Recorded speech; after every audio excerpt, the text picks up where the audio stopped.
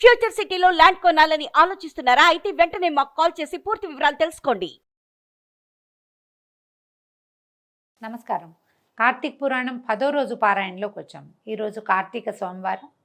యావచ్చక్తి ఎవరెవరు ఎలా ఉండగలిగితే అట్లా పగలు ఉపవాసం ఉండి ఏదైనా పలహారం చేయొచ్చు, లేదా పళ్ళే తిని ఉండొచ్చు, పొట్టిగా నీళ్లు పళ్ళ రసాలు లాంటివి ఏదైనా తీసుకుని ఉండొచ్చు.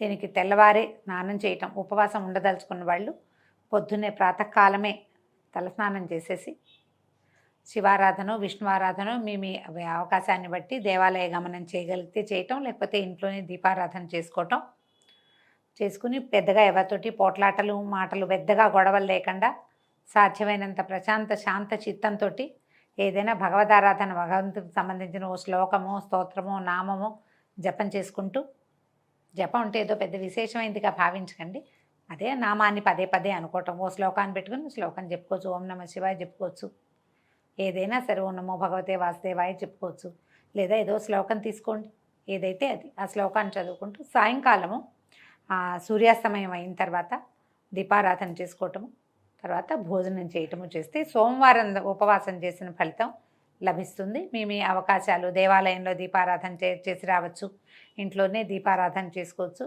ఎవరి అవకాశాన్ని బట్టి వాళ్ళు చేసుకోవచ్చు. ఇప్పుడు మనం పురాణంలోకి వద్దాము.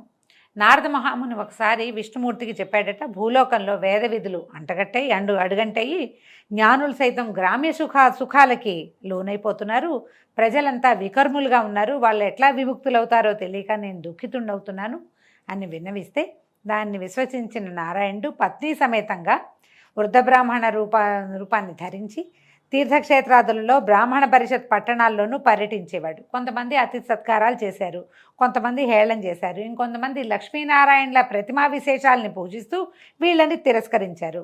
ఈ కొందరు భక్షణం చేయటం అంటే ఏవి తినకూడదు అవి తినటం, పాపాచరణులు అంటే ఏదో చేయకూడని తప్పులే మళ్ళీ మళ్ళీ చేస్తుండే వాళ్ళని చూసి ప్రజోద్ధరణ చింతమానసుడే అంటే ప్రజలను ఉద్ధరించాలన్న భావంతో చతుర్భుజాలతోటి కౌస్తుభాది ఆభరణాలతో యథారూపాన్ని పొంది ఒక చోట ఉంటే జ్ఞానసిద్ధుడనే ఋషి తన శిష్యగణంతో వచ్చి ఆయన్ని ఆరాధించాడు, అనేకానేక విధాలుగా స్తుతించాడు. ఈ జ్ఞానసిద్ధుడు చేసిన స్తోత్రం చాలా అద్భుతమైందండి. నువ్వు ప్రపంచాన్ని నిర్మాణ శక్తివి, ప్రపంచాన్ని నడిపిస్తావు, నీలాంటి వాడివి నువ్వే నాయన, నీ నామం అనే పడవ చేతే ఈ సంసార సాగరాన్ని తరిస్తారు ప్రజలు. అలాంటి తేజస్వరూపాలైన నీ పాదాలకు ఇవే నా ప్రణామాలు. వేదాలు కానీ, శాస్త్రతర్క పురాణ నీతి కావ్యాలు కానీ వాటి వల్ల కానీ మానవులు నిన్ను చూడలేరు. నీ పాదసేవ భక్తి పురాణ నీతి కావ్యాదులు అనే అంజనాలని అంటే నీ పాదసేవ భక్తి అనే అంజనాన్ని అంటే అలాంటి కాటుకని ధరించిన వాడు మాత్రమే నీ రూపాన్ని భావించగలుగుతారు, ఆత్మస్వరూపునిగా గుర్తించగలుగుతారు. ప్రహ్లాదుడు, ధ్రువుడు, మార్కండేయుడు, విభీషణుడు, ఉద్ధవుడు, గజేంద్రాది భక్తకోటలని రక్షించిన నీ నామస్మరణ మాత్రం చేతనే సమస్త పాపాలు నశించిపోతున్నాయి. ఓ కేశవ, నారాయణ, గోవింద, విష్ణు, మధుసూదన, త్రివిక్రమ, వామన, శ్రీధర, ఋషికేశ, పద్మనాభ, దామోదర, సంకర్షణ, వాసుదేవ అంటూ పరిపరి విధాలుగా నమస్కారాలు చేశాడు. నన్ను రక్షించు, కాపాడు, కరుణించమని అనేకానేక స్తోత్రాదులతోటి భగవంతుణ్ణి ప్రీతిపాత్రుణ్ణి చేశాడు.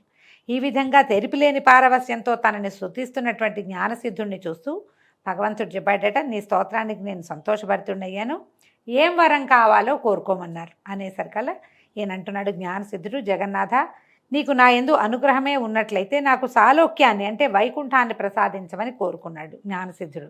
తథాస్తు అని దీవించి తార్క్యవాహనుడైన శ్రీహరి ఇట్లా చెప్పాడు, నీ కోరిక తప్పకుండా నెరవేరుతుంది. కానీ అత్యంత దురాత్మలతో నిండిపోతున్న ఈ నరలోకంలో మహాపాపాత్ములు సైతము సులువుగా తరించే సూత్రాన్ని చెప్తున్నాను విను. నేను ప్రతి ఆషాఢ శుద్ధ దశమి నాడు లక్ష్మీ సమేతుడినై పాలసముద్రంలో పవళించి కార్తీక శుద్ధ ద్వాదశి నాడు మేల్కొంటాను. నాకు నిద్రాసుఖాన్నిచ్చే ఈ 4 నెలలు ఎవరైతే సద్వ్రతాలను ఆచరిస్తారో వారు విగత పాపులై నా సాన్నిధ్యాన్ని పొందుతారు. విజ్ఞులు, వైష్ణవులు అయిన నీవు, నీ సహవ్రతులు కూడా నేను చెప్పిన చాతుర్మాస్య వ్రతాచరణని చేయండి. చాతుర్మాస్య వ్రతాచరణ శూన్యులైన వాళ్ళు బ్రహ్మహత్యాపాతక ఫలితాన్ని పొందుతారని తెలుసుకోండి. ఎవరైతే చాతుర్మాస్యం చేయరో వాళ్ళకి బ్రహ్మహత్యాపాతకం వస్తుంది. చాతుర్మాస్యం అంటే ఏమిటి? ఆ 4 నెలలు ఖచ్చితంగా ఇవి తినాలి, ఇవి తినకూడదు అన్న నియమాలు ఉన్నాయండి. ఆ నియమపాలన చేయటం. ఈ 4 నెలలు ప్రయాణాలు చేయకూడదు, ఒకే చోట ఉండాలంటారు. అట్లా అవకాశం ఉన్నవాళ్ళు దీని ఏంటంటే ఇందులో కూడా సంసారులకు ఒక రకమైన చాతుర్మాస్యం, సన్యాసులకు ఒక రకమైన చాతుర్మాస్యం చెప్పబడింది. ఇది చాతుర్మాస్యము, ఈ 4 నెలలు స్వామి పడుకుంటాడు అన్న ఒక్క ఇంగితం ఉంటే చాలు. అయితే ఈయన చెప్తున్నారు, నిజానికి నాకు నిద్ర, మెలకువ, కళ అనేటువంటి అవస్థాత్రయం ఏది లేదు. భగవంతుడికి నిద్ర ఏమిటండి, ఆయన పడుకుంటే మనం ఏమైపోతాం? నిద్ర మిషతో పడుకుంటాడు అంతే, ఆయన ఏమి నిద్రపోడు. ఆయనే స్వయంగా చెప్తున్నాడు, నేను వాటికి అతీతుణ్ణి, అయినా నా భక్తులను పరిరక్షించటానికి నేను అలా నిద్రామిషతో జగన్నాటక రంగాన్ని చూస్తుంటానని గుర్తించు. చాతుర్మాస్యాన్నే కాకుండా నీవు నాపై చేసిన స్తోత్రాన్ని త్రికాలములందు పఠించే వాళ్ళు కూడా తరిస్తారు. వీటిని లోకంలో ప్రచారం చేసి లోకోపకారానికి నడుం కట్టు అని ఈ విధంగా తెలియజేసి ఆదినారాయణుడు లక్ష్మీ సమితుడై ఆషాఢ శుక్ల దశమి నాటి రాత్రి పాల సముద్రాన్ని చేరి శేషతల్పం మీద శయనించాడు. ఇప్పుడు అంగిరసులు చెప్తున్నారనమాట, ఇది విషయంగా నీవు అడిగిన చాతుర్మాస్య మహిమ ఇది. దురాత్ములైనా పాపులైనా సరే హరిపరాయణులైన వాళ్ళు ఈ చాతుర్మాస్య వ్రతాచరణ చేస్తే ప్రతి వాళ్ళు ఎవరైనా అన్ని జాతుల వాళ్ళు కూడా తరించి తీరుతారు. ఈ వ్రతాన్ని చేయని వాళ్ళు గోత్రహత్యా ఫలాన్ని, 1,000,000 జన్మలు సురాపానం చేసిన పాపాన్ని పొందుతారు. ఇప్పుడు చూడండి, సురాపానం చేసిన వాళ్ళకి పాపం వస్తుందని చెప్తున్నారు. ఇప్పుడు అందరూ తాగేస్తున్నారు, అందరూ పాపాత్మలే, అందుకే కలియుగాంతం వస్తుందని చెప్పుకుంటున్నాం మనం. శ్రద్ధాభక్తులతోటి దీన్ని ఆచరించే వాళ్ళు 100 యజ్ఞాలు చేసిన ఫలాన్ని, అంత్యంలో విష్ణులోకాన్ని పొందుతారు అని చెప్పబడింది. తర్వాత జనకుని కోరిక మీద వశిష్ఠుడు ఇంకా ఇలా చెప్తున్నాడట, ఈ కార్తీక మహాత్మ్యాన్ని గురించి అత్రి అగస్త్య మహామనుల మధ్య జరిగినటువంటి సంవాదాన్ని తప్పకుండా తెలుసుకోవాలి. ఒకనాడు అత్రి మహాముని అగస్త్యుని చూసి, కుంభసంభవ, లోకత్రయోపకారం కోసం కార్తీక మహాత్మ్య బోధకమైన ఒకానొక హరిగాథని వినిపిస్తాను విను. వేదంతో సమానమైన శాస్త్రము కానీ, ఆరోగ్యానికి ఈడైన ఆనందము కానీ, హరికి సాటి అయిన దైవము కానీ, కార్తీకంతో సమానమైన నెల కానీ లేవు.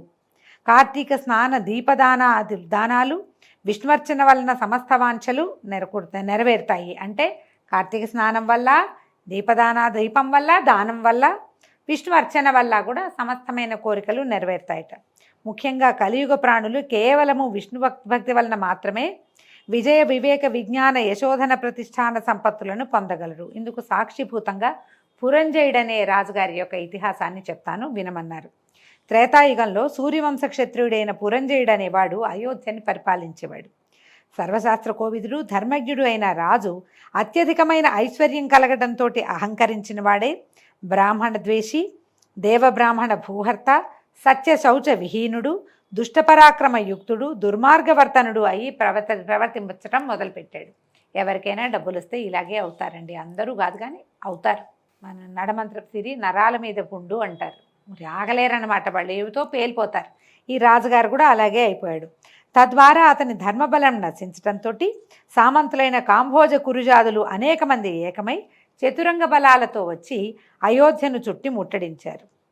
ఈ వార్త తెలిసిన పురంజయుడు కూడా బలమదయుక్తుడై శత్రువులతోటి తలపడేందుకు సిద్ధమయ్యాడు. పెద్ద పెద్ద చక్రాలున్నది, ప్రకాశించేది, అనేక రంగుల జెండాలతోటి అలంకరింపబడింది, ధనుర్బాణాదిక శస్త్రాస్త్రాలతో సుసంపన్నమైనది, అనేక యుద్ధాలలో విజయం సాధించింది, చక్కని గుర్రాలు పూంచినది, తమ సూర్యవంశాన్వయమైనది అయినటువంటి రథాన్ని అధిరోహించి రథగజ తురగ పదాతులు అనబడే 4 రకాల బలాలతోటి నగరం నుంచి వెలువడి చుట్టుముట్టిన శత్రు సైన్యాల మీద విరుచుకుని పడ్డాడు.